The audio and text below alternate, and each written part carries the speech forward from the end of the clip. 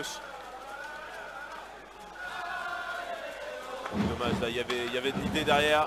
C'est très bien pas les perdus. Et ils vont se retrouver en 2 contre 1. Et le tir, l'ouverture du score. Oh oui, c'est Marius Herrère. C'est Marius Herrère qui vient ouvrir le score après un modèle de contre-attaque. Ah, ils étaient à 3 contre 1 les Angevins. Et ouais, ils l'ont utilisé pleinement. Ça partait d'une contre-attaque pourtant évitable. Hein, il y a de quoi avoir des regrets côté grenoblois. Mais en tout cas, très grosse ouverture du score. Les Angevins ont fait le boulot. Et maintenant, ils mènent 1-0. Comme on disait, hein, c'est des matchs qui peuvent se jouer sur ce genre d'action. Et là, Angers qui a parfaitement su gérer ce contre-attaque, hein, vraiment le 3 contre 1 qui a été exploité au maximum. Stepanek peu verni malheureusement. Et là, le Palais qui est toujours angevin, il n'a pas réussi, ils ne sont pas compris. Et pourtant, Philippe Allais, ça allait très vite. Et maintenant, c'est côté de Deschamps de confirmer le tir de Deschamps. Et le but en égalisation sur un rebond. Ballon contre eux pour Evan Kaouli.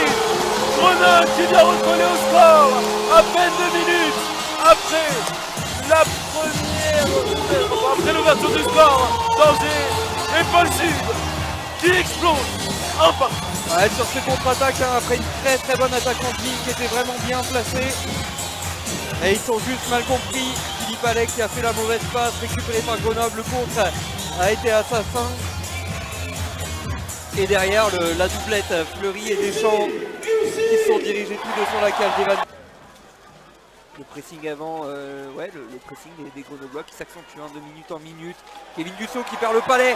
Attention à ce genre de palais perdu. Ils sont deux les Grenoblois. Ils sont deux. Et ça but pour Grenoble. C'est Coudry. Adel Coudry qui permet aux Bouleurs de Loup de repasser devant. 2 minutes et 22 secondes de la fin de ce deuxième quart-temps. Les Bouleurs de Loup reprennent l'avantage. Oh l'erreur. Ça glisse et ça fait cache. Et Paul Sud qui explose. Grenoble est devant pour la première fois de la soirée.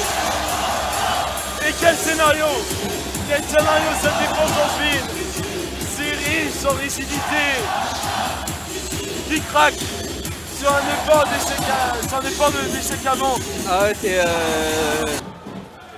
le palais à la bleue, le palais perdu, le dégagement, mauvais dégagement là de la part. Trop faible malheureusement le dégagement et ça va jouer derrière la cage, il y a de l'espace. Ah mais le but. Et c'est but pour Grenoble. Oh oui. Oh le pari audacieux. Le pari audacieux de Joël Champagne de faire le tour de la cage et de surprendre Evan Kaouli dans son dos. Oh et Grenoble qui est en train de faire un énorme hold-up. Et ça ne pouvait venir que d'une personne. Ah le break qui est fait par les Brûleurs de Loup, 3 buts à 1 après 20 secondes de jeu dans cette 3e période.